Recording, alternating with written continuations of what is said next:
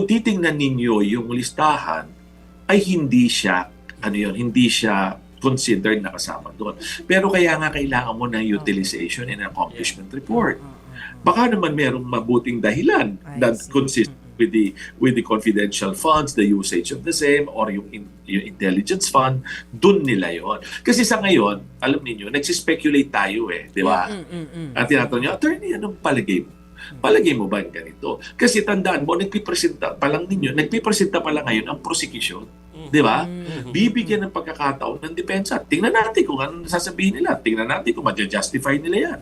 Pero sa ngayon, katulad ng paulit-ulit na sinasabi ni Attorney Wamil, if there are circumstances that would establish na hindi nagamit dun sa purpose na intended ito, na merong misuse, baka ito'y nagamit sa pang-personal na pangailangan. At dahil dito, nagkakaroon ng prima facie evidence. Don't get me wrong, hindi nangangululo, ay guilty na yan. Hindi pa po. Ibig sabihin, tumatayo yung ebidensya na maaaring nagamit sa ibang dahilan, maaaring hindi dapat ginamit sa ganung purpose, pero yan ay prima facie evidence. Haharapin pa yan pag nagpresenta ng ebidensya, sino? Ang depensa.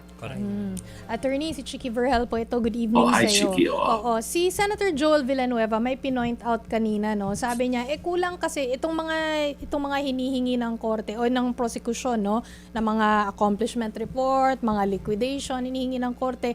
Sabi niya, minsan kasi yung papel kulang ng space. So sabi niya, hindi nakukumpleto talaga. Sabi niya, based on his experience daw, tinawagan daw yung scholar dapat, tapos hindi makontak kasi nagpalit ng number, naging ghost scholar. So sabi niya, kasi minsan kulang sa spasyo yung papel. So will this hold water in court? Alam mo, walang space. So hindi namin malagay lahat ng mga detalye. Alam mo yung, let me address that, no? Yung nangyari kay Senator Joel may have been a circumstance or a situation na nangyari sa kanya. At mabuti napatunayan nila na hindi ghost ang scholar. Di ba? Pero nga, for all of those working in government, alam niyo, napakahirap rin kasi magtrabaho sa gobyerno. Kailangan, kunyari, magkakaibigan kayo, ngiti kayo ng ngiti, okay kayo lahat.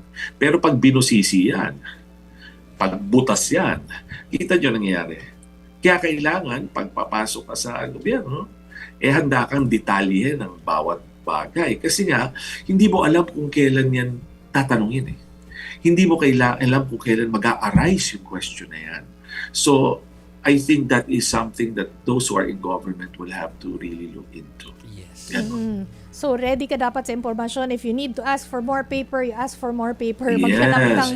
Maghanap ng paraan. Oo, At common pag sense lang. nag-accomplish kayo po ng mga forms ng gobyerno, sa gobyerno, nagtatrabaho ka, be accurate. Kasi sinusumpaan yan.